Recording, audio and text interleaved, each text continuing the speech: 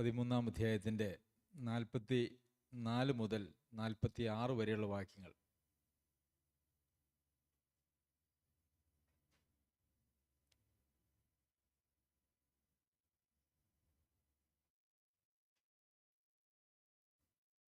മത്തായി എഴുതിയ സുവിശേഷം 13-ാം അധ്യായത്തിൻ്റെ 44 മുതൽ 46 വരെയുള്ള വാക്യങ്ങൾ.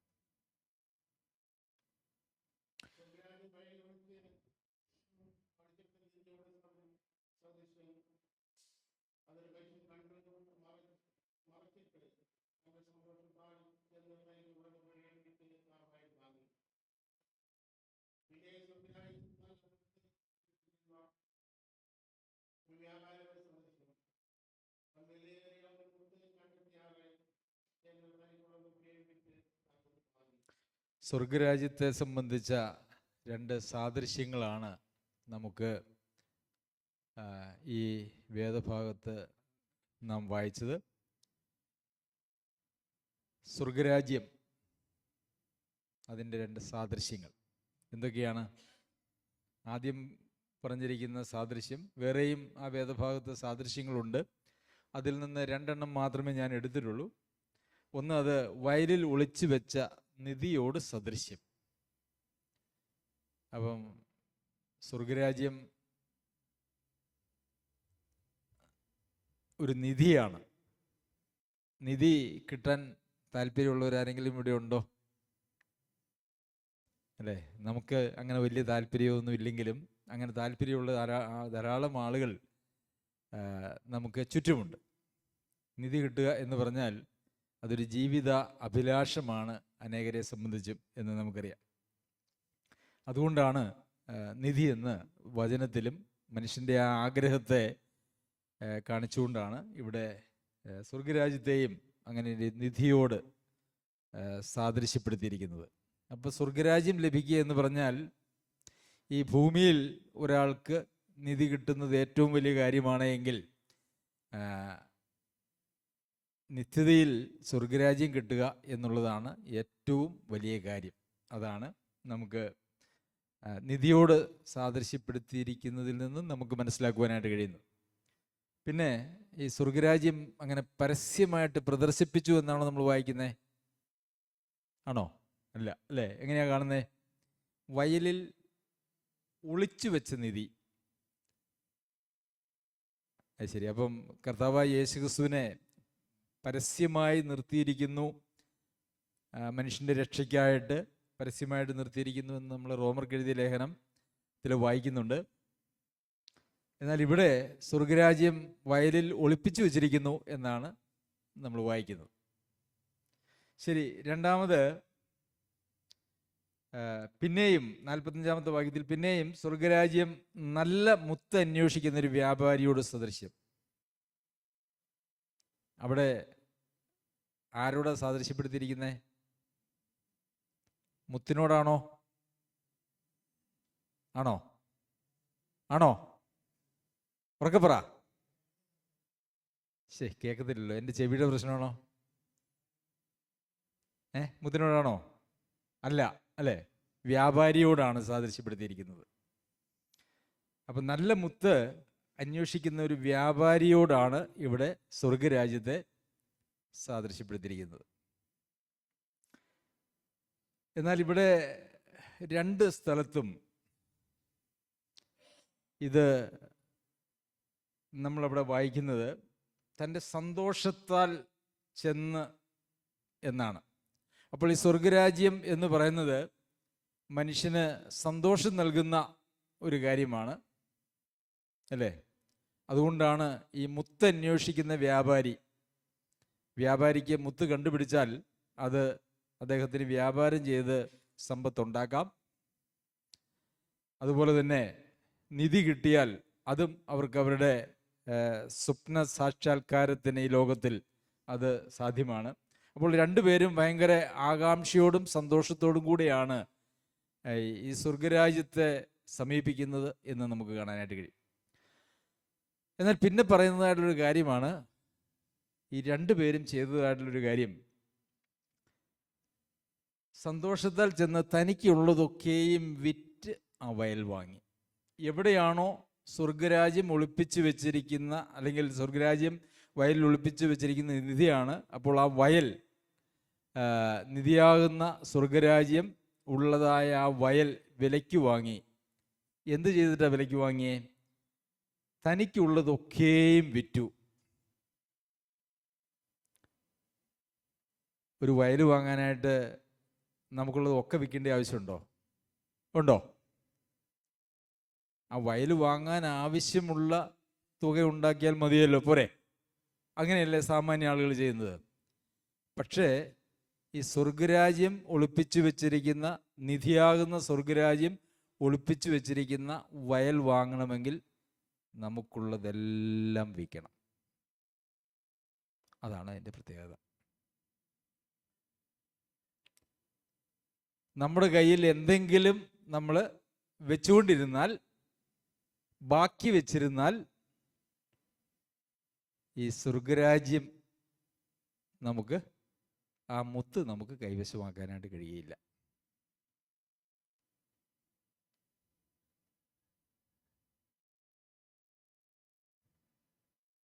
ഇച്ചിരി പ്രയാസമാണോ? ഇച്ചിരി പ്രയാസമാണെന്നാണ് സാബു സഹോദരൻ പറയുന്നത്. അതുപോലെ തന്നെ ഈ മുത്തന്വേഷിക്കുന്നതായിട്ടുള്ള വ്യാപാരി, അദ്ദേഹവും ചെയ്തത് എന്താ? മുത്ത് കണ്ടെത്തിയപ്പോൾ, വിലയേറിയ മുത്ത് കണ്ടെത്തിയപ്പോൾ അദ്ദേഹം എന്താ ചെയ്തേ? തനിക്കുള്ളതെല്ലാം വിറ്റു, ഒന്നും ബാക്കി വെച്ചില്ല.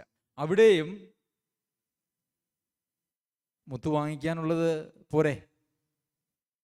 പോരാ. സ്വർഗരാജ്യം നമുക്ക് വേണമെങ്കിൽ നമ്മളുടേതായിട്ടൊന്നും പാടില്ല. കഴിഞ്ഞ ഞായറാഴ്ച ഞാൻ നിങ്ങളോട് പറഞ്ഞു, വചനം പഠിപ്പിക്കുമ്പോൾ അതിനകത്ത് വെള്ളം ചേർക്കുന്ന പരിപാടി ഇല്ല. അത് ചേർത്ത് പഠിപ്പിച്ചാൽ പഠിപ്പിക്കുന്ന ആളുകൾ അതിന് ഉത്തരവാദിയാണ്. വെള്ളം ചേർക്കുന്നത് സാധാരണ കേൾക്കുന്ന ആളുകളാണ്. നിങ്ങളും വെള്ളം ചേർക്കരുത് എന്ന് ഞാൻ അപേക്ഷിക്കുന്നു. അപ്പോൾ ഇവിടെയും ആ വിലയേറിയ മുത്ത് കണ്ടുപിടിച്ചു, തനിക്കുള്ളതൊക്കെയും വിറ്റു.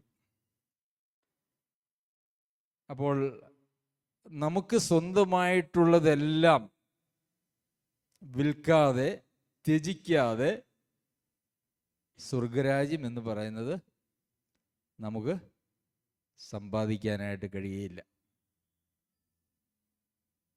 ധാരാളം ഇണവാക്യങ്ങളുണ്ട്, അല്ലേ? തന്നെ ത്യജിച്ച്, കർത്താവ് പറഞ്ഞു തന്നെ ത്യജിച്ച് എന്ന് വെച്ച് കഴിഞ്ഞാൽ നമ്മെ തന്നെ നമ്മൾ വേണ്ടാന്ന് വെച്ചു, നമ്മളെ തന്നെ നമ്മൾ വേണ്ടാന്ന് വെച്ചു, നമ്മളെ തന്നെ ത്യജിച്ചു എന്ന് പറഞ്ഞാൽ പിന്നെ നമുക്കുള്ളതൊന്നും ത്യജിക്കാതിരിക്കുവാനായിട്ട് കഴിയുന്നതല്ല. അപ്പോൾ സ്വർഗരാജ്യം വേണോ? അത് വിലയേറിയതാണ്, അത് വലിയ സന്തോഷം നൽകുന്നതാണ്, അത് ഒളിപ്പിച്ചു വെച്ചിരിക്കുന്നതാണ്. ഈ ഒളിപ്പിച്ചു വെച്ചിരിക്കുക എന്ന് പറഞ്ഞാൽ അതിൻ്റെ അർത്ഥം എന്താ? അതിന് ഒളിച്ചു വെച്ച സാധനങ്ങൾ കണ്ടുപിടിക്കണമെങ്കിൽ ഒരല്പം ശ്രമം ആവശ്യമാണ്, അല്ലേ? ഇന്ന് ലോകത്ത് പ്രസംഗിക്കുന്നതായിട്ടുള്ള സുവിശേഷം കേട്ടാൽ അതിന് യാതൊരു ശ്രമവും വേണ്ട, നമുക്കുള്ളത് ഒന്നും വിടേണ്ടതുമായിട്ടുള്ള ആവശ്യമില്ല. നമുക്കുള്ള എല്ലാ കാര്യങ്ങളോടും കൂടെ ചേർന്ന് ഒരു അഡീഷണലായിട്ട് നമുക്ക് സ്വർഗരാജ്യവും കൂടെ ഓഫർ ചെയ്യുന്ന ഒരു സുവിശേഷമാണ് ഇന്ന് ലോകത്ത് പ്രസംഗിക്കുന്നത്. പക്ഷെ ബൈബിളിൽ അങ്ങനെ ഒരു സുവിശേഷം ഇല്ല.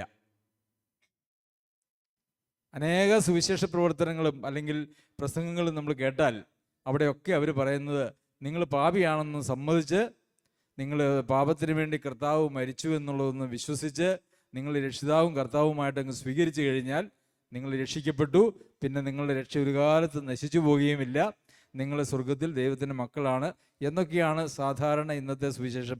അങ്ങനെയൊരു സുവിശേഷമൊന്നും ബൈബിളിലില്ല. ബൈബിളിലെ സുവിശേഷത്തിൻ്റെ ചില ഭാഗങ്ങളെ അടർത്തി മാറ്റി ആളുകൾ അവരവരുടേതായിട്ടുള്ളൊരു സുവിശേഷം, അല്ലെ, വേറൊരു സുവിശേഷത്തെക്കുറിച്ച് നമ്മൾ 1-ാം നൂറ്റാണ്ടിൽ തന്നെ ഉണ്ടായിരുന്നതായിട്ട് നമ്മൾ കൊരിന്ത്യർക്ക് എഴുതിയ 2-ാം ലേഖനം 13-ാം അധ്യായത്തിൽ വായിക്കുന്നുണ്ട്. അപ്പോൾ അതൊക്കെ വേറൊരു സുവിശേഷമാണ്. എന്നാൽ സ്വർഗരാജ്യത്തിന് അവകാശികളാക്കുന്ന, അത് സമ്പാദിക്കുന്നതായിട്ടുള്ള, അതിന് നമ്മളെ പ്രാപ്തരാക്കുന്നതായിട്ടുള്ള സുവിശേഷം എന്ന് പറയുന്നത് നമ്മളുടെതെല്ലാം വിട്ടുകളഞ്ഞാൽ മാത്രം നമുക്ക് കിട്ടുന്നതായ കാര്യമാണ്. അപ്പോൾ എന്തെല്ലാം വിട്ടുകളയണം അല്ലേ? തനിക്കുള്ളതൊക്കെയും വിറ്റു. നമുക്കതിനൊരു ഇണവാക്യത്തിലേക്ക് നമുക്ക് പോകാം. ലൂക്കോസ് എഴുതിയ സുവിശേഷം 14 അധ്യായത്തിൻ്റെ 25 മുതലുള്ള വാക്യങ്ങൾ. ഏറിയ പുരുഷാരം അവനോട് കൂടെ പോകുമ്പോൾ അവൻ തിരിഞ്ഞ് അവരോട് പറഞ്ഞത്. അപ്പോൾ കർത്താവ് അങ്ങനെ വചനമൊക്കെ പ്രസംഗിച്ചുകൊണ്ട് അങ്ങനെ യാത്ര ചെയ്യുകയാണ്. ഗ്രാമം തോറും പട്ടണം തോറും അങ്ങനെ യാത്ര ചെയ്തു. അപ്പോൾ ഏറിയ പുരുഷാരം അവനോട് കൂടെ പോകുമ്പോൾ കർത്താവിൻ്റെ പിന്നാലെ ഒത്തിരി ആളുകളുണ്ട്. എന്താ കർത്താവിൻ്റെ പിന്നാലെ ആളുകൾ കൂടാനുള്ള കാരണം എന്താ? ചിലപ്പോൾ അപ്പം കിട്ടും, ചിലപ്പോൾ സൗഖ്യം കിട്ടും, അല്ലേ? ഈ കാലഘട്ടത്തിലെ പോലെ തന്നെ അന്നത്തെ ആളുകളും കർത്താവിൻ്റെ പിന്നാലെ കൂടി. എന്തിനു വേണ്ടിയാണ് കൂടിയത്? സൗഖ്യത്തിനും അപ്പത്തിനും വേണ്ടി. ശരി, അങ്ങനെ കൂടി ആളുകൾ കൂടിക്കഴിഞ്ഞപ്പോൾ കർത്താവ് അവരോട് പറഞ്ഞു. എന്താ പറഞ്ഞേ? എൻ്റെ അടുക്കൽ വരികയും അപ്പനെയും അമ്മയെയും ഭാര്യയെയും മക്കളെയും സഹോദരന്മാരെയും സഹോദരിമാരെയും സ്വന്തം ജീവനെയും കൂടെ പഴിക്കാതിരിക്കുകയും ചെയ്യുന്നവന് എൻ്റെ ശിഷ്യനായിരിക്കാൻ കഴിയില്ല. അപ്പോൾ നിങ്ങൾ വലിയ ഒരു ആൾക്കൂട്ടം എൻ്റെ പിന്നാലെ വന്നതുകൊണ്ട് ഒരു കാര്യമില്ല. നിങ്ങൾ എന്തൊക്കെ ചെയ്യണം? അപ്പനെ വേണ്ടാന്ന് വെക്കണം, അമ്മേനെ വേണ്ടാന്ന് വെക്കണം, അപ്പനെയും അമ്മയും വേണ്ടാന്ന് വെക്കുക എന്ന് പറയുന്ന ആളുകളോട് പറഞ്ഞാൽ അവർക്ക് വളരെ ഇഷ്ടമാണ്, അല്ലേ? ഈ അടുത്ത കാലത്ത് ആരോ പറഞ്ഞു എന്ന് കേട്ടു, എക്സ്പയറി ഡേറ്റ് കഴിഞ്ഞ് ആരെയും നോക്കാനൊന്നും എന്നെ കൊണ്ട് സാധിക്കുകയില്ല. അപ്പോൾ അപ്പനെയും അമ്മയും ഒഴിവാക്കുക എന്ന് പറഞ്ഞാൽ പൊതുവിൽ ആളുകൾക്ക്, അത്യാവശ്യം കുടുംബജീവിതത്തിലേക്ക് കടന്ന ആളുകൾക്ക് വലിയ പ്രശ്നം ഉണ്ടാകുകയില്ല. എന്നാൽ അവിടെ പിന്നെയും പറയുന്നുണ്ട്, ഭാര്യയെയും മക്കളെയും സഹോദരന്മാരെയും സഹോദരിമാരെയും സ്വന്തം ജീവനെയും കൂടെ പകയ്ക്കാതിരിക്കുന്നവന് എൻ്റെ ശിഷ്യനായിരിക്കാൻ കഴിയുകയില്ല. നമുക്കൊക്കെ ഒത്തിരി ആള് വന്നു കൂടിയാൽ ഭയങ്കര സന്തോഷമല്ലേ? അല്ലേ? ഇന്ന് ലോകത്തിലെല്ലാവരും സഭയെക്കുറിച്ച് ചോദിക്കുമ്പം നിങ്ങൾ എത്ര ആളുകളുണ്ട്? ഒരു 100 ആളുണ്ടെന്ന് പറഞ്ഞാൽ ഭയങ്കര സന്തോഷമാണ്. ഒരു 500 ആളുണ്ടെന്ന് പറഞ്ഞാൽ ഭയങ്കര സന്തോഷം. അത് ഭയങ്കര വിജയമായിട്ടാണ്. എന്നാൽ കർത്താവിൻ്റെ പിന്നാലെ ആളുകൾ എപ്പോൾ കൂടിയോ അപ്പോഴൊക്കെ കർത്താവ് ശിഷ്യത്വത്തിൻ്റെ വളരെ കണിശമായ പാഠങ്ങൾ അവരെ പഠിപ്പിക്കുകയായിരുന്നു. ഇവിടെയും കർത്താവ് അങ്ങനെ പഠിപ്പിക്കുന്നു. നമുക്കറിയാം, യോഹന്നാൻ എഴുതിയ സുവിശേഷത്തിൽ കർത്താവ് അവരെ പഠിപ്പിച്ചുകൊണ്ടിരുന്നപ്പോൾ അവർ പറഞ്ഞു, ഇത് കഠിന വാക്ക്, ആർക്കിത് ഉൾക്കൊള്ളുവാനായിട്ട് കഴിയും? ഇത് കഠിന വാക്ക്. എല്ലാവരും പോയി. അപ്പം ശിഷ്യന്മാർ 12 പേര് മാത്രം ശേഷിച്ചു. കർത്താവ് അവരോട് ചോദിച്ചു, നിങ്ങൾക്കും പോകാൻ മനസ്സിൻ്റെ പൊക്കൊള്ളാൻ പറഞ്ഞു. അവർ പറഞ്ഞു, എന്താ പറഞ്ഞേ? നിന്നെ വിട്ട് ഞങ്ങൾ എവിടേക്ക് പോകും? എന്തുകൊണ്ടാണ് ശിഷ്യന്മാർ കർത്താവിൻ്റെ കൂടെ നിന്നേ? അപ്പം തിന്നാൻ വേണ്ടിയാണോ? കർത്താവ് സൗഖ്യമൊക്കെ ആക്കുന്നുണ്ട്, കർത്താവിനെ ആളുകൾക്കൊക്കെ നല്ല ബഹുമാനമാണ്. അപ്പം കർത്താവിൻ്റെ കൂടെ നിന്നാൽ ആ ഒരു പേരും പ്രശസ്തിയും, അതല്ലെങ്കിൽ അപ്പം എന്തെങ്കിലും പ്രശ്നങ്ങളൊക്കെ ഉണ്ടെങ്കിൽ അത് പരിഹരിക്കാൻ നമ്മുടെ കൂടെ ഒരു കർത്താവുണ്ട് എങ്കിൽ നല്ലതാണ്. നമുക്കങ്ങനെ ഉപദ്രവവും അങ്ങനെയൊന്നും ഉണ്ടാവില്ല, വിശപ്പുണ്ടാകില്ല, രോഗമുണ്ടാകില്ല. എന്നാൽ കർത്താവിൻ്റെ കൂടെ കൂടാമെന്നാണ് അവർ വിചാരിച്ചേ. അവരെന്താ പറഞ്ഞേ? നിത്യജീവന്റെ വചസ്സുകൾ നിന്റെ പക്കലുണ്ട്. അപ്പൊ ശിഷ്യന്മാർ 12 പേരും പോകണ്ട എന്ന് തീരുമാനിച്ചതിന് കാരണം അവർക്ക് ഈ ലോകത്തിലെ യാതൊരു വക സൗഭാഗ്യങ്ങളുമായിരുന്നില്ല, മറിച്ച് നിത്യജീവനെ സംബന്ധിക്കുന്നതായ കാര്യമായിരുന്നു. അതുതന്നെയല്ലേ അവർ ഏറ്റവും സന്തോഷിച്ചു. വിലയേറിയ മുത്ത് കണ്ടു, അതെല്ലാം വിറ്റ്, അവർക്കുള്ളതെല്ലാം വിറ്റ് അവർ അത് കൈവശമാക്കി. പ്രിയമുള്ളവരെ, നമുക്കുള്ളതെല്ലാം വിറ്റാൽ മാത്രം കിട്ടുന്നതും നമുക്കുള്ളതെല്ലാം വിറ്റാലും വിട്ടുകളഞ്ഞാലും ലാഭമുള്ളതുമായിട്ടുള്ള ഒരു ബിസിനസ്സാണ് ഈ സ്വർഗരാജ്യത്തെ സംബന്ധിച്ച് കർത്താവ് പറഞ്ഞ ഉപമയിൽ നിന്ന് നമുക്ക് മനസ്സിലാക്കുവാനായിട്ട് കഴിയുന്നത്. കർത്താവ് പറഞ്ഞു, ഒരുവൻ ഈ ലോകം മുഴുവൻ നേടിയാലും തൻ്റെ ആത്മാവിനെ നഷ്ടമാക്കുന്നുവെങ്കിൽ അവന് എന്ത് പ്രയോജനം? എന്ന് വെച്ചാൽ ഒരു പ്രയോജനവുമില്ല എന്നാണ് കർത്താവ് പറഞ്ഞത്. അപ്പോൾ ഒരു ആത്മാവിൻ്റെ വില എന്ന് പറയുന്നത് എന്താണ്? സർവ്വലോകത്തിൻ്റെയും വിലയേക്കാൾ കൂടുതലാണ് ഒരാത്മാവിൻ്റെ വില. സർവ്വലോകവും നേടാൻ ഈ ലോകത്ത് ആരെ കൊണ്ടും സാധിക്കില്ല. ഒരു അംബാനിയെ കൊണ്ടും ആരെക്കൊണ്ടും, ഒരു എലോൺ മസ്കിനെ കൊണ്ടും സാധിക്കില്ല സർവ്വലോകവും നേടാൻ. ഇനി അങ്ങനെ ഒന്ന് നേടിയെന്ന് തന്നെ വിചാരിച്ചോളൂ, എങ്കിലും സ്വന്തം ആത്മാവിനെ നഷ്ടമാക്കിയാൽ അവന് യാതൊരു വക പ്രയോജനവുമില്ല എന്നാണ് കർത്താവ് പറഞ്ഞത്. അപ്പോൾ നമുക്ക് ഉള്ളതെല്ലാം ത്യജിച്ചാലും വേണ്ട എന്ന് വെച്ചാലും അതിനേക്കാൾ ലാഭമായിരിക്കുന്ന ഒരു കാര്യമാണ് നിത്യത, അല്ല എങ്കിൽ സ്വർഗരാജ്യം എന്ന് പറയുന്നത്. അങ്ങനെ ഒരു കാഴ്ചപ്പാട് നമുക്കുണ്ടോ? ഉണ്ടോ?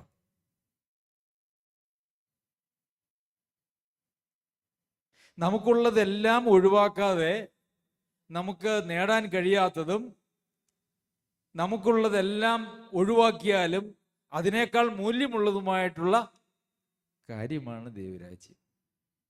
ഈ വാക്ക് കഠിന വാക്ക് എന്ന് നിങ്ങൾക്ക് തോന്നുന്നുണ്ടോ? ഉണ്ടല്ലേ. കർത്താവ് പറഞ്ഞു, ധനവാൻ ദൈവരാജ്യത്തിൽ കിടക്കുന്നതിനേക്കാൾ ഒട്ടകം സൂചിക്കുഴയിലൂടെ കിടക്കുന്നത് എളുപ്പമെന്ന് പറഞ്ഞു. എന്താ കർത്താവ് അങ്ങനെ പറഞ്ഞേ? ഈ വിട്ടുകളയാൻ ഏറ്റവും പ്രശ്നമുള്ളത് ആർക്കെന്നറിയാവോ? ധനമുള്ളവർക്ക്. ധനമില്ലാത്തവർക്ക് എന്തെങ്കിലും വിട്ടുകളയാൻ ആവശ്യമുണ്ടോ? ധനമുള്ളവർക്കാണ് അത് ചെലവാക്കുന്നതിനെക്കുറിച്ചോ അത് വിട്ടുകളയുന്നതിനെക്കുറിച്ചുള്ള ഭാരമുള്ളത്. അപ്പോൾ ഈ ധനം വേണം, ദാനം സ്വർഗരാജ്യവും വേണം എന്ന് പറഞ്ഞാൽ നടക്കുകയില്ല. അപ്പോൾ ധനം ഒഴിവാക്കാനായിട്ട് താല്പര്യമുള്ള, അല്ലെങ്കിൽ ധനം എൻ്റേതല്ല അത് ദൈവത്തിൻ്റെതാണ് എന്ന്, ഞാൻ ദൈവത്തിൻ്റെതായതുപോലെ ധനം എൻ്റേതല്ല ദൈവത്തിൻ്റെതാണ് എന്ന് പരിഗണിക്കുന്ന ഒരാൾക്ക് മാത്രമേ അത് വിട്ടുകളയുവാനായിട്ട് കഴിയുള്ളൂ. അങ്ങനെയുള്ള ഒരാൾക്ക് മാത്രമേ ദൈവരാജ്യത്തിന് അവകാശിയായി തീരുവാനായിട്ട് കഴിയുകയുള്ളൂ. കർത്താവിൻ്റെ അടുക്കൽ വന്നിട്ട് ഒരു യൗവനക്കാരൻ ചോദിച്ചു. സമയത്തിൻ്റെ കുറവുകൊണ്ട് അങ്ങോട്ട് നമുക്ക് വായിക്കാനൊന്നും പോകുന്നില്ല. മത്തായി എഴുതിയ സുവിശേഷം 19-ാമത്തെ അധ്യായത്തിൽ അതുണ്ട്. ഒരുവൻ വന്ന് നിത്യജീവനെ പ്രാപിക്കുവാൻ ഞാൻ എന്ത് ചെയ്യണം എന്ന് ചോദിച്ചു. അപ്പം എന്താ കർത്താവിനോട് പറഞ്ഞത്? എന്താ? കൽപ്പനകളെ പ്രമാണിക്കുക, അല്ലേ? അപ്പൊ കൽപ്പനകൾ ഒക്കെ കർത്താവ് പറഞ്ഞു, ഇതൊക്കെ ഞാൻ പ്രമാണിച്ചു പോരുന്നു എന്ന് പറഞ്ഞു. എല്ലാ കൽപ്പനകളും പറഞ്ഞിട്ടില്ല, അവിടെ ചുരുക്കം ചില കൽപ്പനകൾ മാത്രമേ പറഞ്ഞുള്ളൂ. എന്തൊക്കെയാ പറഞ്ഞേ? കൊല ചെയ്യരുത്, വ്യഭിചാരം ചെയ്യരുത്, മോഷ്ടിക്കരുത്, കള്ളസാക്ഷ്യം പറയരുത്, അപ്പനെയും അമ്മയും ബഹുമാനിക്കുക, കൂട്ടുകാരന് നിന്നെ പോലെ തന്നെ സ്നേഹിക്കുക, അല്ലേ? വിട്ടുപോയ കൽപ്പനകൾ ഏതൊക്കെയാ? കർത്താവ് പറയാത്ത കൽപ്പനകൾ ഏതൊക്കെയാ? ദൈവവുമായിട്ട് ബന്ധപ്പെട്ട എല്ലാ ഒരു കൽപ്പനയും പറഞ്ഞില്ല, അല്ലേ? ഞാനല്ലാതെ മറ്റൊരു ദൈവം നിനക്കുണ്ടാകരുത്, ഒരു വിഗ്രഹം ഉണ്ടാക്കരുത്, കർത്താവിൻ്റെ ദിവസം പരിശുദ്ധമായി ആചരിക്കണം, അതൊന്നും പറഞ്ഞില്ല. മോഹത്തിനെ കുറിച്ചും പറഞ്ഞില്ല, അവസാനത്തെ കൽപ്പനയും പറഞ്ഞില്ല. ബാക്കിയുള്ള ഇടയ്ക്കുള്ള കൽപ്പനകൾ മാത്രം പറഞ്ഞു. അപ്പം യൗവനക്കാരന് ഭയങ്കര ഒരു ധൈര്യം. എന്താ? ഞാനിതെല്ലാം പാലിക്കുന്നുണ്ട്, അപ്പൊ എനിക്ക് എന്തുറപ്പാണ്? ദൈവരാജ്യം ഉറപ്പാണ്. അതല്ലേ ആ യൗവനക്കാരൻ ഭയങ്കര സന്തോഷത്തോടു കൂടി ഇതെല്ലാം ഞാൻ പാലിക്കുന്നു എന്ന് പറഞ്ഞു. അപ്പോൾ യൗവനക്കാരൻ അവനോട്, ഇവയൊക്കെയും ഞാൻ പ്രമാണിച്ചു പോരുന്നു, ഇനി കുറവുള്ളത് എന്ത് എന്ന് പറഞ്ഞു. യേശു അവനോട്, സൽഗുണപൂർണ്ണനാകുവാൻ ഇച്ഛിക്കുന്നുവെങ്കിൽ നീ ചെന്ന് നിനക്കുള്ളത് വിറ്റ് ദരിദ്രർക്ക് കൊടുക്കുക, എന്നാൽ സ്വർഗത്തിൽ നിനക്ക് നിക്ഷേപം ഉണ്ടാകും, പിന്നെ വന്ന് എന്നെ അനുഗമിക്കുക. അപ്പം നീ പോയി നിനക്കുള്ളതൊക്കെയും വിറ്റ് ദരിദ്രർക്ക് കൊടുക്കുക. സാധാരണ രീതിയിൽ നമ്മളാണ് എന്ത് പറയും? നീ വിറ്റ് എല്ലാം ഇങ്ങോട്ട് കൊണ്ടുവരിക, അല്ലേ? നമുക്ക് ഇനിയും കുറച്ച് പ്രോജക്റ്റുകളൊക്കെ ചെയ്യാനായിട്ടുണ്ടെന്ന് പറയും. കർത്താവ് അങ്ങനെ പറഞ്ഞില്ല. നീ എല്ലാം വിറ്റ് ഇങ്ങോട്ട് കൊണ്ടുവരിക എന്ന് പറഞ്ഞില്ല. ഒരു പക്ഷേ കർത്താവ് അങ്ങനെയായിരുന്നു പറഞ്ഞിരുന്നതെങ്കിൽ അവനത് ചെയ്യുമായിരുന്നു. കാരണം അതൊക്കെ വിറ്റിട്ട് ഇങ്ങോട്ട് വന്നാലും ഇവിടെ ഒന്നാമത്തെ സ്ഥാനം കിട്ടും, പിന്നെ ഒരു വലിയ ഒരു പ്രസ്ഥാനമായിട്ടൊക്കെ വളർത്താമെന്നുള്ള ചിന്തയോടുകൂടി, ഒരു പക്ഷേ, ഇതെൻ്റെ ഒരു ഊഹം മാത്രമാണ്, വചനത്തിൽ അങ്ങനെയില്ല, കർത്താവ് പറഞ്ഞത് നീ ദരിദ്രർക്ക് കൊടുത്തേച്ച് നീ മാത്രം എന്നെ വന്ന് പിൻഗമിക്കുക, നിന്നെ മാത്രം എനിക്ക് മതി. അതാണ് ഏറ്റവും വലിയ പ്രശ്നം. കർത്താവ് നമ്മളോട് പറയുന്നത് എന്താണെന്നറിയാമോ? നിന്നെ മാത്രം എനിക്ക് മതി. പക്ഷെ അതാണ് ഏറ്റവും വലിയ വിഷമം. നമ്മളെ തന്നെ ത്യജിക്കാതെ നമുക്ക് നമ്മളെ തന്നെ കൊണ്ടുപോയി ദൈവത്തിന് കൊടുക്കുവാനായിട്ട് ഒരിക്കലും കഴിയില്ല. കർത്താവ് ചോദിക്കുന്നത് നമ്മളെ ഓരോരുത്തരെയുമാണ്. നമുക്കുള്ള എന്തെങ്കിലുമൊക്കെ കുറച്ച് കർത്താവിന് കൊടുക്കാനോ അല്ലെങ്കിൽ സഭയ്ക്ക് കൊടുക്കാനോ ദൈവമക്കൾക്ക് കൊടുക്കാൻ, അതൊക്കെ ഭയങ്കര എളുപ്പമാണ് കേട്ടോ. അതിനൊന്നും വലിയ പ്രയാസമൊന്നുമില്ല. നമുക്കുള്ളതിനനുസരിച്ചൊക്കെ കൊടുക്കുന്നതിലൊന്നും വലിയ പ്രയാസമുള്ളൊരു കാര്യമില്ല. പക്ഷെ നമ്മെ തന്നെ കൊടുക്കണമെങ്കിൽ എനിക്കുള്ളതെല്ലാം വിറ്റിട്ട്, അല്ലേ? അവിടെയാണ് എനിക്കുള്ളതെല്ലാം വിറ്റിട്ടെന്ന് പറയുന്നതിൻ്റെ അർത്ഥം. എന്നെ തന്നെ പൂർണ്ണമായും അങ്ങോട്ട് കൊടുക്കുക എന്ന് പറഞ്ഞാൽ അത് വളരെ പ്രയാസമുള്ളൊരു കാര്യമാണ്. ഇന്ന് എന്തെങ്കിലുമൊക്കെ കൊടുക്കാൻ പറഞ്ഞാൽ, ദശാംശമോ ഓഹരിയോ അങ്ങനെ എന്ത് കൊടുക്കാൻ പറഞ്ഞാലും കൊടുക്കാനായിട്ട് ധാരാളം ആളുകളുണ്ട്. നിന്നെ തന്നെ എനിക്ക് വേണം എന്ന് പറഞ്ഞു കഴിഞ്ഞാൽ അവിടെയാണ് പ്രശ്നങ്ങൾ ഉളവാകുന്നത്. പക്ഷേ നമ്മെ തന്നെ കൊടുക്കുവാൻ നമുക്ക് തയ്യാറില്ല എങ്കിൽ ഈ നിധി, ആ മുത്ത്, ആ വിലയേറിയ മുത്ത് നമുക്ക് സമ്പാദിക്കുവാനായിട്ട് സാധിക്കുകയില്ല. പ്രിയമുള്ളവരെ, നമ്മൾ പലപ്പോഴും നമുക്കുള്ളത് കൊടുക്കുന്നതിനെ കുറിച്ചാണ് ചിന്തിക്കാറുള്ളത്. ദൈവത്തിന് അതൊന്നും വേണ്ട കേട്ടോ. ഈ സർവ്വപ്രപഞ്ചത്തെയും സൃഷ്ടിച്ചവനായിട്ടുള്ള ദൈവത്തിന്, അല്ലേ, ടാക്സി കൊടുക്കാൻ പൈസ ഇല്ലാത്തപ്പം കർത്താവ് എന്താ പറഞ്ഞേ? നീ ആരോടെങ്കിലും കടം മേടിക്കാൻ പറഞ്ഞോ?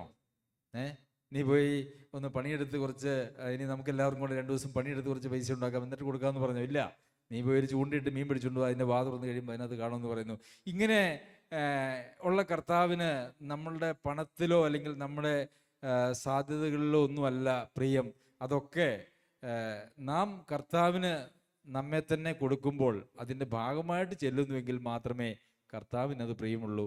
അല്ലെങ്കിൽ നമ്മൾ എന്തെങ്കിലും അത്യാവശ്യം കർത്താവിനെ ബ്രൈബ് ചെയ്യുക, കൈക്കൂലി കൊടുത്ത് നമ്മളുടെ കാര്യസാധ്യത്തിന് വേണ്ടി കർത്താവിനെ ഉപയോഗിക്കുന്ന ഒരു പരിപാടിയായിട്ട് മാത്രമേ അത് വരികയുള്ളൂ. ശരി, ഈ വചനം കേട്ടിട്ട് ദുഃഖിച്ച്, അവൻ വളരെ സമ്പത്തുള്ളവനാകിയാൽ ദുഃഖിച്ച് അവൻ പോയി കളഞ്ഞു എന്ന് പറഞ്ഞു. അതിന് ശേഷമാണ് കർത്താവ് പറയുന്നത്, ധനവാൻ സ്വർഗരാജ്യത്തിൽ കിടക്കുന്നതിനേക്കാൾ ഒട്ടകം സൂചിക്കുഴയിലൂടെ കിടക്കുന്നത് എളുപ്പം. ശരി, അപ്പം എല്ലാം വിട്ടാൽ മാത്രം നേടാൻ കഴിയുന്നതും, അല്ലേ, എല്ലാം വിട്ടാൽ മാത്രം നേടാൻ കഴിയുന്നതും, എല്ലാം വിറ്റാലും അതിനേക്കാൾ ഏറെ മൂല്യമുള്ളതുമായിട്ടുള്ള കാര്യമാണ് നിത്യത, നിത്യജീവൻ അല്ലെങ്കിൽ സ്വർഗരാജ്യം എന്ന് പറയുന്നത്. അത് നമുക്ക് മനസ്സിലാക്കിയല്ലോ. അപ്പോൾ പിന്നെ ഇത് എങ്ങനെ കിട്ടും എന്നുള്ളത് ഒരു വലിയ ചോദ്യവുമാണ്. അപ്പോൾ നമുക്ക് എല്ലാം വിറ്റ് കൊടുക്കണമെന്ന് പറയുമ്പോൾ, എല്ലാം ഉപേക്ഷിച്ച് സ്വർഗരാജ്യം കൈവശമാക്കണം എന്ന് പറയുമ്പോൾ എന്താണ് അതുകൊണ്ട് ഉദ്ദേശിക്കുന്നത് എന്ന് നമുക്കറിയാമെന്ന് ഞാൻ വിചാരിക്കുന്നു. അറിയത്തില്ലെങ്കിൽ ഒരു വേദഭാഗം നമുക്ക് വായിക്കാം. കൊരിന്ത്യർക്ക് എഴുതിയ ലേഖനം 1-ാം ലേഖനം 7-ാം അധ്യായത്തിന് 29 മുതൽ വായിച്ചാൽ, എന്നാൽ സഹോദരന്മാരെ, ഇതൊന്നും ഞാൻ പറയുന്നു, കാലം ചുരുങ്ങിയിരിക്കുന്നു. ഇനി ഭാര്യമാരുള്ളവർ ഇല്ലാത്തവരെ പോലെയും, കരയുന്നവർ കരയാത്തവരെ പോലെയും, സന്തോഷിക്കുന്നവർ സന്തോഷിക്കാത്തവരെ പോലെയും, വിലയ്ക്ക് വാങ്ങുന്നവർ കൈവശമാക്കാത്തവരെ പോലെയും, ലോകത്തെ അനുഭവിക്കുന്നവർ അതിനെ അനുഭവിക്കാത്തവരെ പോലെയും ആയിരിക്കണം. ഈ ലോകത്തിൻ്റെ രൂപം ഒഴിഞ്ഞു പോകുന്നുവല്ലോ. അപ്പോൾ എല്ലാം വിട്ടുകളയണം, ഭാര്യയെ ഉപേക്ഷിക്കണം എന്നൊക്കെ പറഞ്ഞു കഴിഞ്ഞാൽ നാളെ ആരും ഡൈവേഴ്സ് നോട്ടീസ് കൊടുക്കാനായിട്ട് ഭാര്യമാരോ ഭർത്താക്കന്മാരോ പോകണമെന്നല്ല അതിൻ്റെ അർത്ഥം. പക്ഷേ ഈ ലോകത്തിൽ നമുക്കുള്ളതൊന്നും നമുക്ക് ശാശ്വതമല്ല. ഈ ലോകത്തിൻ്റെ രൂപമെല്ലാം ഒഴിഞ്ഞു പോകുന്നു. അതൊക്കെ താൽക്കാലികമായിട്ടുള്ള നമ്മുടെ ജീവിതത്തിന് ആവശ്യമായിട്ടുള്ള കാര്യങ്ങൾ മാത്രമാണ് എന്നുള്ളത് മനസ്സിലാക്കി അതിൽ ആശ്രയിക്കാതെ, അതിൽ സന്തോഷിക്കാതെ, നിത്യതയിലേക്ക് നോക്കി ആ യാത്ര തുടരണം, അതിൽ സന്തോഷിക്കണം എന്നാണ് കർത്താവ് പറയുന്നത്.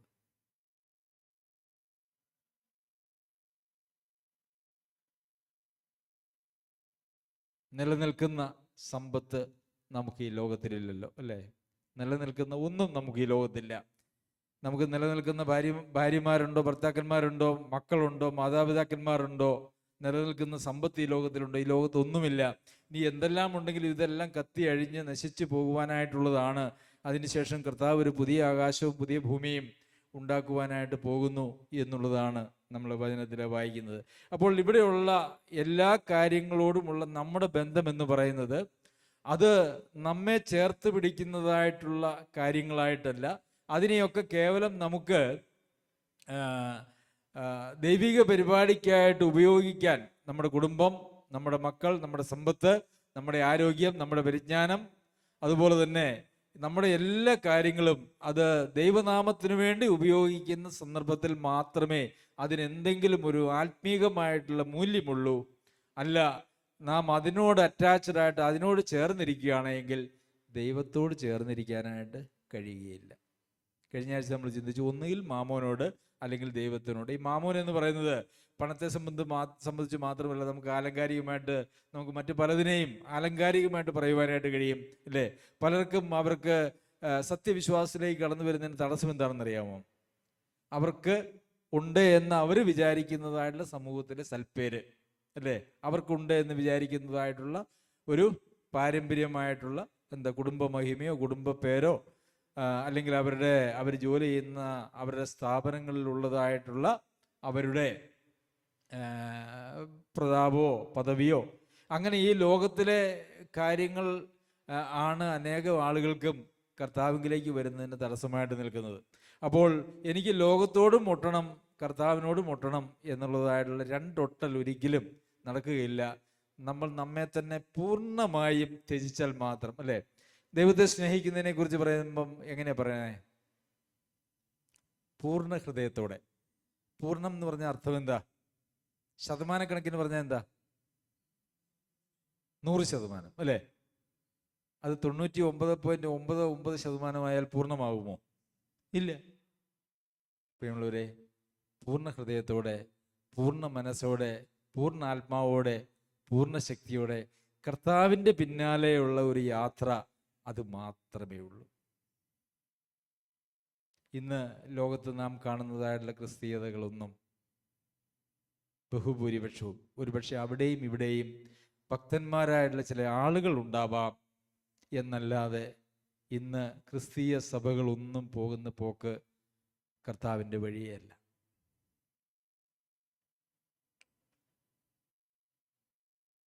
നമ്മളും വഴിതെറ്റി ആണ് പോകുന്നതെങ്കിൽ എത്തിച്ചേരേണ്ടിടത്ത് നമ്മൾ എത്തിച്ചേരുമോ? കർത്താവ് ഒരു ലക്ഷ്യം വെച്ചിട്ടുണ്ട്. എന്താണ്? നിത്യത, സ്വർഗരാജ്യം. അവിടേക്കൊരു വഴിയും ഒരു വഴിയും കർത്താവ് തന്നെ നമുക്ക് വെച്ചിട്ടുണ്ട്. ആ വാതിലിൻ്റെ പ്രത്യേകത എന്താ? അത് ഇടുക്കമുള്ളതാണ്. ഇടുക്കമുള്ളതെന്ന് പറയുമ്പം നമ്മൾ വിചാരിക്കുന്നത് എന്താണെന്നറിയാമോ? സാധാരണ വലിയ വാതിലുണ്ട്, പിന്നെ അതിനേക്കാൾ അത്രയും വലിപ്പമില്ലാത്തൊരു വാതിൽ. പക്ഷെ ഇടുക്കം എന്ന് പറയുന്നത്, ഇടുക്കം എത്രയാണെന്ന് നമ്മൾ പറഞ്ഞിട്ടില്ല.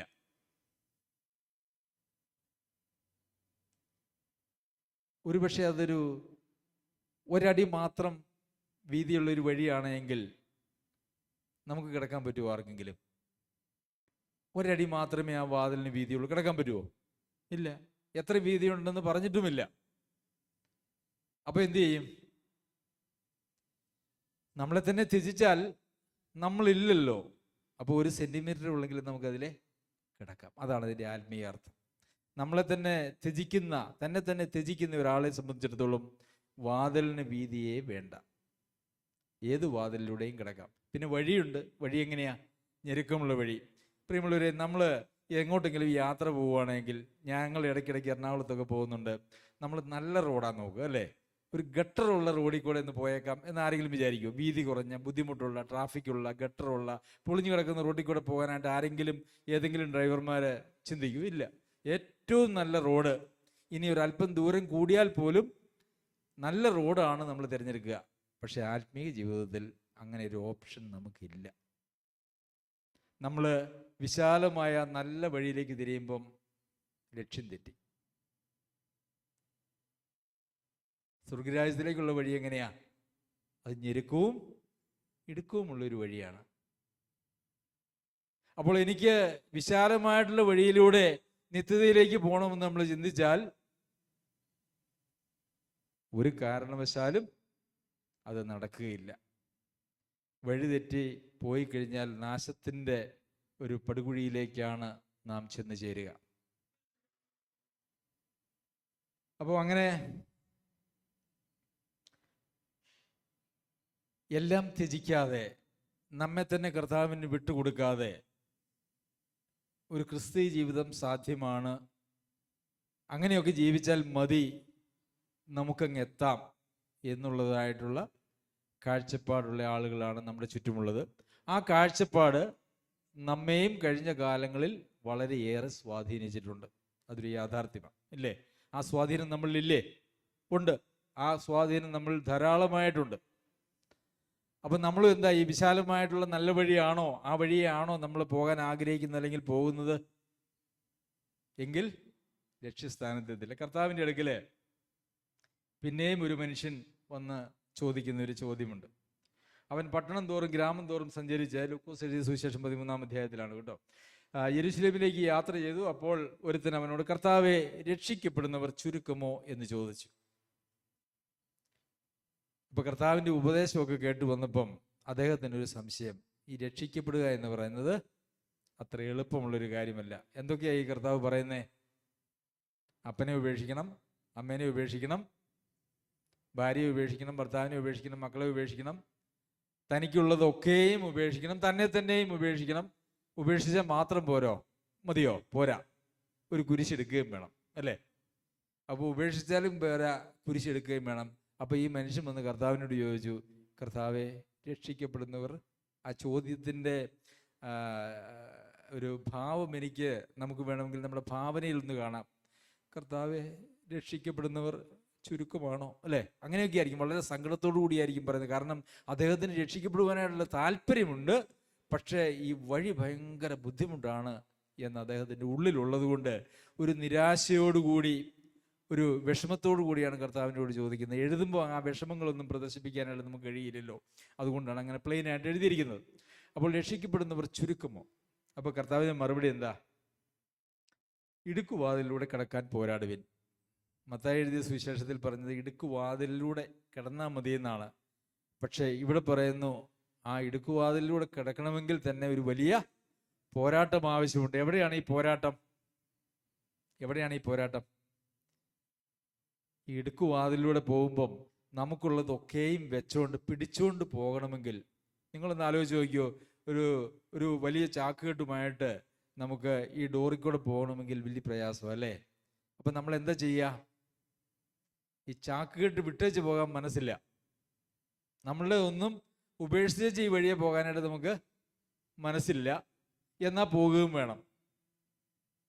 അപ്പോൾ പോരാടി പോരാടി പോരാടി നമ്മൾ ക്ഷീണിച്ചു, നമുക്കിതൊന്നും കൊണ്ടുപോകാൻ കഴിയില്ല എന്നൊരു യാഥാർത്ഥ്യത്തിലേക്ക് നമ്മൾ വന്നു കഴിയുമ്പോൾ അത് ഇട്ടേച്ച് നമുക്ക് അങ്ങോട്ട് പോകാം. അത്രയേ ഉള്ളൂ. ഒരു പോരാട്ടം ആവശ്യമാണ്. ആ പോരാട്ടം നമ്മളിൽ തന്നെയുള്ള, നമ്മുടേതായിട്ട് നമ്മൾ സൂക്ഷിക്കുന്ന, നാം പിടിക്കാൻ ആഗ്രഹിക്കുന്ന, നമ്മൾ ചേർത്ത് വയ്ക്കാൻ ആഗ്രഹിക്കുന്നതായിട്ടുള്ള എല്ലാ കാര്യങ്ങളെയും വിടുക എന്ന് പറയുന്നിടത്താണ് ആ പോരാട്ടമുള്ളത്. പക്ഷെ ആ പോരാട്ടത്തിൽ നമ്മൾ ജയിച്ചാൽ മാത്രമേ ആ വാതിലിലൂടെ നമുക്ക് അകത്ത് കിടക്കുവാനായിട്ട് കഴിയുകയുള്ളൂ. ശരി, അടുത്ത് പറഞ്ഞിരിക്കുന്നത് ഇടുക്കുവാതിലൂടെ കിടക്കാൻ പോരാടുവിൻ, പലരും കടപ്പാൻ നോക്കും, കഴിയുകയില്ല എന്ന് ഞാൻ നിങ്ങളോട് പറയുന്നു. അയ്യോ, അവിടെയാണ് പ്രശ്നം. പലരും നോക്കും. എന്തുകൊണ്ടാണ് അവർക്ക് കഴിയാത്തത്? തനിക്കുള്ളതൊക്കെയും വിറ്റ് അതിലെ പോകാനായിട്ട് കഴിയില്ല. ഒത്തിരി കാര്യങ്ങളെ നമ്മുടെ ജീവിതത്തോട് ചേർത്ത് പിടിച്ചല്ലേ, എനിക്ക് സമൂഹത്തിൽ സ്ഥാനം വേണം, എനിക്ക് നിന്നയൊന്നും, ക്രിസ്തുവിൻ്റെ നിന്ന ചുമന്നുകൊണ്ട് പാളയത്തിന് പുറത്ത് ചെല്ലുവാനായിട്ടാണ് നമുക്കുള്ളതായിട്ടുള്ള നിർദ്ദേശം. എനിക്ക് നിന്ന പറ്റുകയില്ല, എനിക്ക് എല്ലാവരാലും വേണ്ടുന്നതായിട്ടുള്ള പ്രശംസ എനിക്ക് വേണം, എൻ്റെ മാതാപിതാക്കന്മാർക്കോ ബന്ധുക്കൾക്കോ അയൽവാസികൾക്കോ ഒന്നും ഒരു ഫീലിംഗ് ഉണ്ടാവരുത്, അവരൊന്നും എന്നെ മോശക്കാരനായിട്ട് ചിന്തിക്കരുത്, പിന്നെ എനിക്കുള്ള സമ്പത്ത്, എനിക്ക് ഈ ലോകത്തിൽ അനുഭവിക്കാൻ കഴിയുന്ന എല്ലാ സുഖ സൗകര്യങ്ങളും ഒക്കെ വേണം. ഇതെല്ലാം വെച്ചുകൊണ്ട് കർത്താവിൻ്റെ പിന്നാലെ ആ കഥയിലൂടെ കിടക്കാൻ നോക്കും. അപ്പം പലരും ശ്രമിക്കും, നടക്കുകയില്ല. രക്ഷയെക്കുറിച്ച് നമ്മളെങ്ങനെയാണ് പ്രസംഗിക്കുന്നത്? നമ്മൾ രക്ഷയെക്കുറിച്ച് പ്രസംഗിക്കുന്ന സുവിശേഷം യഥാർത്ഥത്തിൽ ബൈബിളിലെ സുവിശേഷമല്ല കേട്ടോ.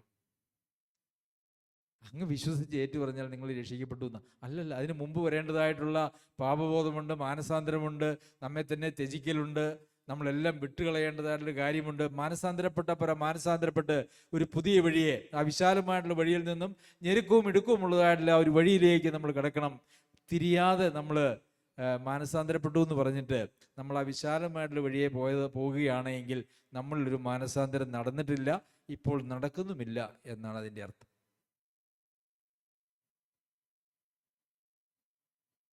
ശരി, പലരും ശ്രമിക്കുന്ന നടക്കില്ല. കർത്താവിനോട് കൂടിയുള്ള ജീവിതം, കർത്താവിന് പ്രസാദകരമായിട്ടുള്ളൊരു ജീവിതം, ദൈവരാജ്യത്തിലേക്കുള്ള ആ പ്രയാണം, ഇത് നമുക്കുള്ളതൊക്കെ വിറ്റിട്ട് അത് നമ്മൾ സ്വന്തമാക്കാൻ നോക്കുന്നിടത്ത് മാത്രം സാധിക്കുന്ന ഒരു കാര്യമാണ്. അപ്പൊ കർത്താവ് വീണ്ടും ചില വിശദീകരണങ്ങൾ പറയുന്നുണ്ട്. എന്താണ്? വീട്ടുടയവൻ എഴുന്നേറ്റ് കഥ കടച്ചതിന് ശേഷം നിങ്ങൾ പുറത്തു നിന്ന്, അപ്പം നിങ്ങൾ എന്ന് പറയുമ്പോൾ ഈ ചോദ്യം ചോദിച്ച ആളുകളും പുരുഷാരും ഒക്കെ ഉണ്ട്. നിങ്ങൾ പുറത്തു നിന്ന് കർത്താവെ തുറന്നു തരണമേ എന്ന് പറഞ്ഞുകൊണ്ട് കതകിന് മുട്ടിത്തിറങ്ങുമ്പോൾ, ഇപ്പൊ ഇവരാരോടെ പറയുന്നത്? കർത്താവ് ആരോടെ പറയുന്നത്? തൻ്റെ പിന്നാലെ വചനമൊക്കെ കേട്ട് വളരെ കഷ്ടപ്പെട്ട് കർത്താവിൻ്റെ പിന്നാലെ വരുന്ന ആളുകളോട് പറയുക, വീട്ടുടയവൻ അകത്ത് കയറി കഥ കടച്ചു, അപ്പം നിങ്ങൾ വന്നു നിന്നിട്ട് മുട്ടും, അല്ലേ? തുറന്നു തരുവിൻ എന്ന് പറഞ്ഞു. അപ്പോൾ നിങ്ങൾ എവിടെ നിന്ന് എന്ന് ഞാൻ അറിയുന്നില്ല എന്ന് അവൻ ഉത്തരം പറയും. നിങ്ങൾ എവിടെ നിന്ന് എന്ന് ഞാൻ അറിയുന്നില്ല.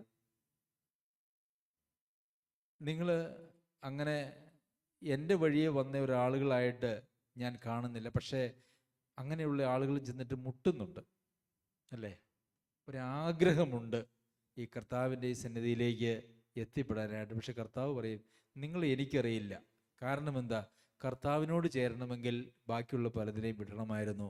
ഇവർ മറ്റുള്ള പലതിനെയും അവരെ ചേർത്ത് പിടിച്ചുകൊണ്ട് കർത്താവിനോട് ചേർന്നു എന്നുള്ള നിലയിൽ ജീവിച്ച ജീവിതങ്ങളാണ്, അതല്ലേ?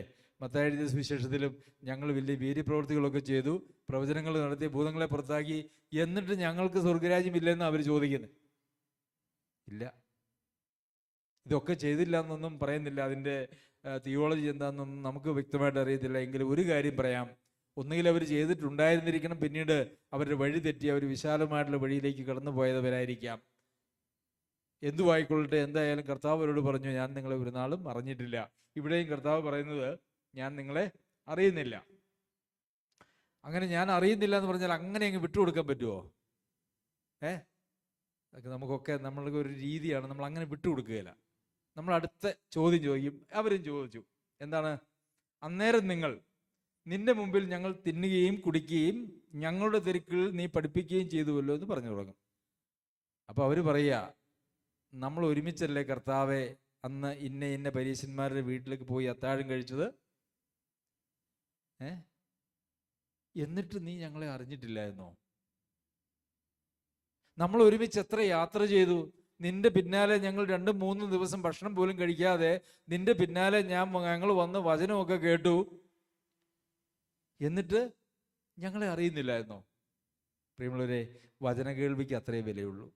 അത് നമ്മുടെ വിശ്വാസമായി പരിണമിച്ച് നമ്മുടെ ജീവിതത്തിൽ അനുസരണത്തിലേക്ക് നമ്മൾ വരുന്നില്ല എങ്കിൽ, നാം കർത്താവിനോട് ചേർന്ന് പോകാനായിട്ടുള്ള ഒരവസ്ഥ നമ്മളിലത് ഉണ്ടാക്കുന്നില്ല എങ്കിൽ, നമ്മളുടെ വചന കേൾവിക്ക് യാതൊരു വക വിലയുമില്ല. ആഴ്ചയിൽ 7 ദിവസമേ ഉള്ളൂ. 7 ദിവസവും നമ്മൾ വചനം കേട്ടാലും യാതൊരു പ്രയോജനവുമില്ല. ഇവിടെയും അവർ പറയുന്നത്, ഞങ്ങൾ നിന്റെ കൂടെ തിന്നു കുടിച്ചു, അല്ലേ? ഞങ്ങളുടെ തെരുക്കളിൽ നീ പഠിപ്പിക്കുകയും ചെയ്തുവല്ലോ എന്ന് പറഞ്ഞാൽ അതിൻ്റെ അർത്ഥം, നമ്മൾ ഒരുമിച്ച് ഭക്ഷണം കഴിച്ചു, നമ്മൾ ഒരുമിച്ച് വിശ്രമിച്ചു, ഒരുപക്ഷെ നമ്മൾ ഒരുമിച്ച് ഭക്ഷണം പാകം ചെയ്തു, നമ്മൾ ഒരുമിച്ച് യാത്ര ചെയ്തു, നിന്റെ പ്രസംഗങ്ങളൊക്കെ ഞങ്ങൾ കേട്ടു.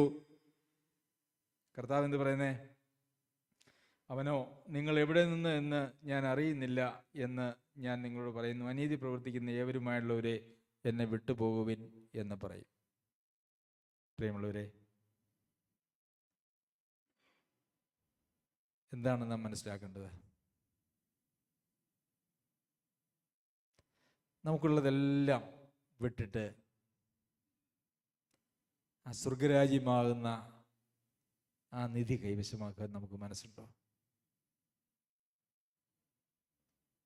ഉണ്ടോ പ്രിയമുള്ളവരെ? നിങ്ങൾ പോയി സ്ഥലം വിൽക്കണമെന്നൊന്നുമല്ല ഞാൻ പറഞ്ഞേ. ഉള്ളവർ ഇല്ലാത്തവരെ പോലെ, സ്വന്തമല്ല എന്നുള്ള ആ ഒരു ബോധ്യത്തോടു കൂടി അങ്ങനെ ജീവിക്കാൻ നമുക്ക് കഴിയുമോ? ഇതൊക്കെ നശിച്ചു പോകാനായിട്ടുള്ളതാണ്. ദൈവം എന്നെ ഒരു കസ്റ്റോഡിയൻ, ഒരു കാര്യവിചാരകൻ എന്നുള്ള നിലയിൽ എന്നെ ഏൽപ്പിച്ചിരിക്കുന്ന കാര്യങ്ങൾ മാത്രമേ ഇതുള്ളൂ. അതിൻ്റെ കാര്യവിചാരകത്വം ഞാൻ ചെയ്യുക എന്നുള്ളതല്ലാതെ എനിക്ക് ഈ ലോകത്തിൽ ഒന്നും സ്വന്തമായിട്ടില്ല. എൻ്റെ ബന്ധങ്ങളും എൻ്റെ സ്വന്തക്കാരും ഇതൊന്നും എൻ്റെ സ്വന്തമല്ല, അല്ലേ? എത്രയോ തലമുറകൾ ഈ ലോകത്തിൽ നിന്ന് മാറ്റപ്പെട്ടു പോയി. ആരെയെങ്കിലും സ്വന്തക്കാരായിട്ട് സൂക്ഷിക്കാൻ സാധിച്ചിട്ടുണ്ടോ? നമ്മൾ പലപ്പോഴും നമ്മുടെ സ്വന്തക്കാരെയും ബന്ധുക്കാരെയും വേദനിപ്പിക്കരുത് എന്നുള്ള ചിന്തയിലാണ് പലരും ഈ ദൈവവചനത്തോടുള്ള അനുസരണത്തിൽ നിന്നും പിന്നോക്കം പോകുന്നത്, അല്ലേ? ആരെങ്കിലും അവരുടെ സ്വന്തക്കാരെയോ ബന്ധക്കാരെയോ ആയുഷ്കാലം നിത്യതയോളം സൂക്ഷിക്കാൻ കഴിയുമോ? നമ്മൾ പോലും അങ്ങനെയല്ല. ആ നിധി, ആ മുത്ത്, വിലയേറിയത്, സന്തോഷകരമായത്, അത് നേടണമെങ്കിൽ നമ്മെ തന്നെ ത്യജിക്കണം, കർത്താവിനോട് ചേരണം. ദൈവം നമ്മെ സഹായിക്കട്ടെ.